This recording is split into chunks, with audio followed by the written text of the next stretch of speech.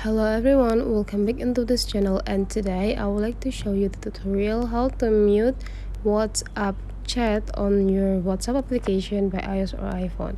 So first thing you have to do now is just go open the WhatsApp application, and whenever you already open the WhatsApp application, now you just need to decide which contact or which chat that you want to mute. For example, this I would like to mute this one because it's quite a little bit distracting my focus.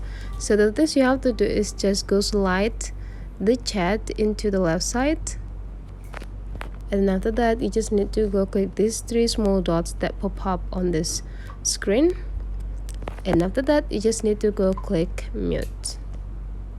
You can also need to decide how long that you want to mute this contact, 8 hours, 1 week, or you will always mute this contact.